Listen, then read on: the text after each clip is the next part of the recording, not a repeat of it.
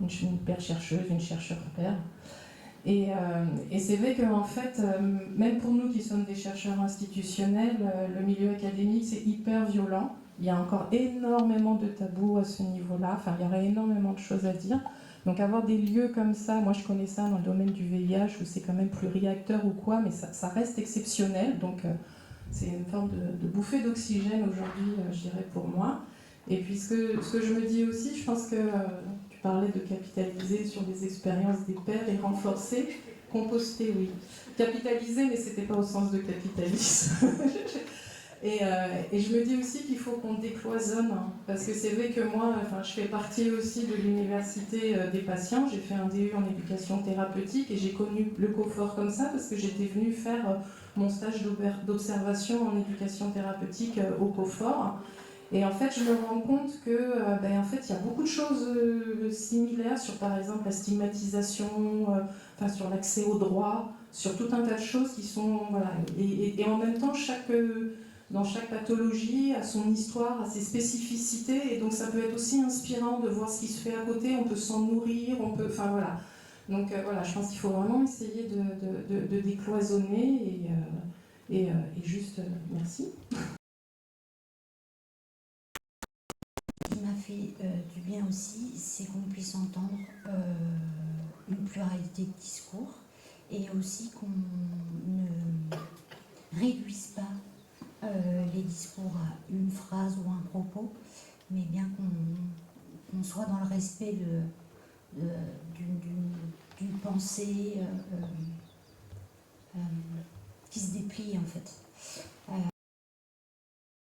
Et ouais, c'est ça. Il y a des personnes qui n'ont pas l'habitude de prendre la parole, il y a des personnes qu'on n'entend pas, surtout pas dans des colloques classiques, et que c'était aussi ça qui était important pour le comité d'organisation. Et je l'ai ressenti. Donc, merci pour ça. Alors moi, ce que je ressens, en fait, avant j'aurais dit horizontalité, mais là j'ai vraiment le sentiment d'avoir expérimenté ce que Baptiste nous a expliqué hier. Enfin, j'étais intéressé et touché partout, mais particulièrement sur ce que Baptiste a dit sur plurivers ou multivers, enfin je ne sais pas comment vous le diriez vous. J'ai vraiment ressenti ça parce que j'ai participé à plein de colloques où il y avait des usagers, j'aime pas le terme usager, hein, moi ça fait penser à épuiser, mais en tout cas voilà, des personnes concernées, quelles qu'elles soient, des professionnels, des chercheurs, nanana. Et là, pour moi, il y a quelque chose de nouveau qui s'est passé et que je ressens en fait, voilà, alors que je ne sais pas comment l'expliquer, je vais essayer de mettre des mots, je te rejoins un peu sur la difficulté de faire mettre des mots sur des choses qui sont peut-être dans l'émotion ou assez fortes, peut-être la présence. En fait, je me suis dit, c'est marrant, mais moi, je me supporte pas moi-même parce que je parle beaucoup, je suis bavard, je pose plein de questions, etc. Mais là, j'ai réussi à me contrôler beaucoup plus que d'habitude parce que j'ai ressenti une présence, en fait, en moi. Et je pense que c'est aussi grâce à vous. Et quand je dis vous, c'est qu'il s'est passé quelque chose pour moi dans cette expérience, entre des personnes concernées, je vais le dire comme ça, on ne sait même pas qui est qui d'ailleurs, des personnes qui sont du côté du chercheur ou du professionnel, j'ai envie de vous le dire, qui est assez rare quand même. Enfin voilà, je le ressens vraiment comme ça. Et c'est vraiment l'ayant vécu que je peux dire que cette présence, elle est là en moi parce qu'il s'est passé ça. Et puis aussi, l'autre mot qui vient, c'est le mot pause. J'ai beaucoup de mal à faire des pauses, je suis un peu un excité du ciboulot, enfin voilà.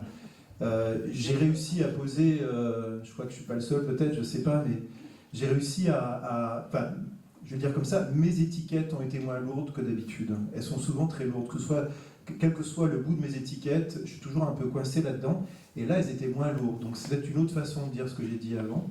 Et donc j'ai senti vraiment des pauses, quoi, des vraies pauses. Aussi un grand merci, je suis venu un peu de loin, je me retrouve dans ce que tu dis, il fallait venir jusqu'à Marseille pour trouver cet entremêlement. Moi je crois qu'à la fois ma casquette de quand je faisais un peu de recherche, ma casquette de quand je faisais de l'accompagnement, ma casquette de quand j'ai été accompagné, j'ai senti que tout était un peu possible et que c'est vraiment rare que je vienne pas avec une facette de moi-même.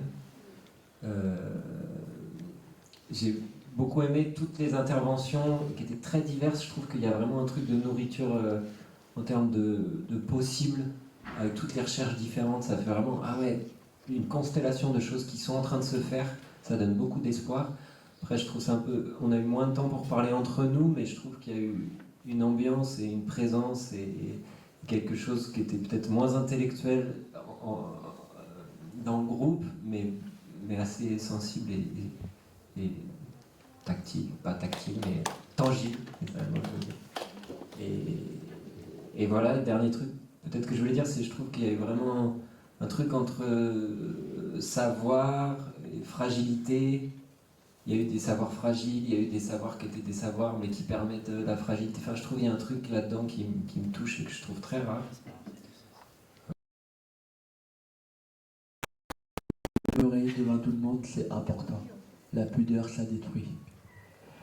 J'ai arrêté de pleurer à l'âge de 10 ans, suite à une opération des yeux. Et aujourd'hui, grâce à vous, j'accepte de pleurer en public. Merci.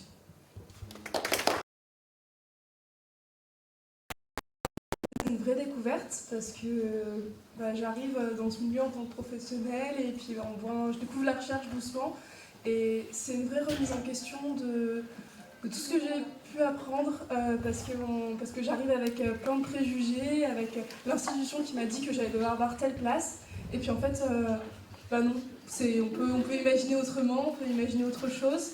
On arrive aussi avec toute notre idée d'autonomie, d'indépendance, mais en fait la réalité et le fait de le voir aujourd'hui, le fait de voir des personnes très diverses sur la scène, de se dire qu'on peut mettre en lumière et on a chacun nos regards et c'est parce qu'ils sont tous différents qu'on est intéressant. Ça donne envie de faire de la recherche, ça donne de l'espoir en tout cas, et ça donne le fait de pouvoir tous parler et de se dire que toutes les voix ont la même importance. Je pense qu'on tient quelque chose de vraiment extraordinaire.